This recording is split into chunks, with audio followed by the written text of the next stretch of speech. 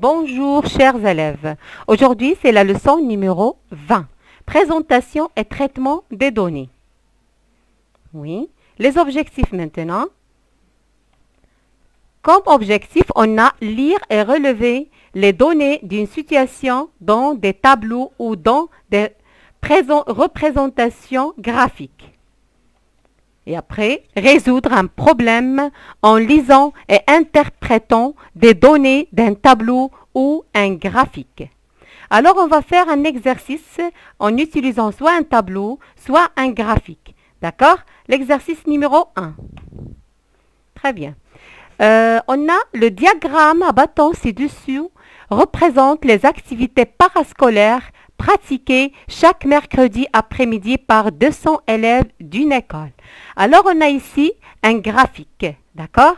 On n'a pas de données sur le tableau, mais on a un graphique. Un graphique qui représente l'axe vertical et un axe horizontal. L'axe vertical représente le nombre d'élèves et l'axe vertical représente les activités parascolaires que pratiquent ces élèves. Par exemple, la musique, le dessin et jeux de société et le sport.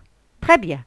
Alors, on va répondre maintenant aux questions. J'observe le diagramme, puis je réponds aux questions. La première question, combien d'élèves pratiquent la musique?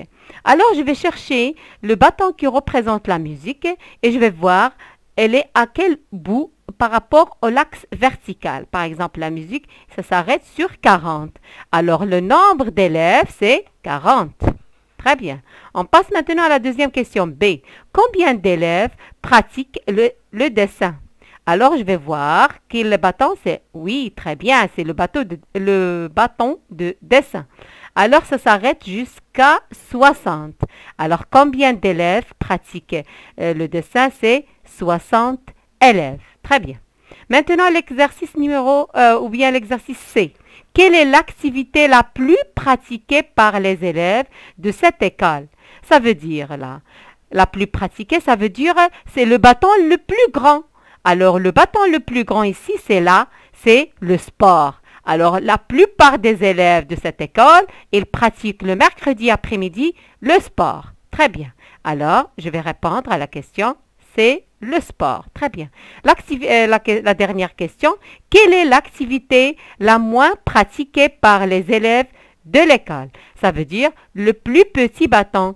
Ça, c'est le petit bâton, c'est le jeu de société. Ça veut dire le jeu de société. Oui, c'est soit un jeu de cartes, jeu d'échecs. Ça veut dire le jeu qu'on joue avec plusieurs élèves, avec la famille. Alors, je vais voir la réponse. C'est combien? Je vais voir l'axe vertical. Alors, c'est le plus petit. Donc, c'est le jeu de société. Alors, vous voyez bien que d'après un tableau, on a révélé beaucoup d'informations sur l'exercice. D'accord? Alors, je vous laisse à le prochain exercice. L'exercice 3, la page 88. Le tableau ci-dessous donne la population de quelques villes marocaines. Tesnim, une petite fille, a commencé à construire le diagramme à bâton qui représente les données du tableau. Regardez là, les données du tableau, on a Meknès. Alors, je dois lire le tableau bien. J'ai les villes, population en habitants. Alors, Meknès, sa population, c'est 650 000 habitants. Tanger, 900 000 habitants. Timara, 550 000 habitants. Oujda, c'est 500 000 habitants. Salé, c'est 850 000 habitants. Alors là, je dois continuer ou bien représenter le graphique à bâton. Ça veut dire, je vais dessiner deux axes, l'axe vertical et un axe horizontal. L'axe vertical doit représenter le nombre d'habitations et l'axe vertical représente les villes. D'accord? Alors voilà, ça c'est l'axe vertical qui représente le nombre d'habitations et ça, il représente, ou bien l'axe horizontal, il représente les villes. Meknès, alors Meknès, elle est entre 600 et 700, c'est la moitié, c'est 650, c'est ce qu'on a sur le tableau, d'accord? Alors, ton G, c'est 900 000, c'est très bien. Et Temera, c'est 550 000. Oujda, c'est 500, voilà, c'est 500 000. Et le Salé, un bâton qui se relève à 850 000.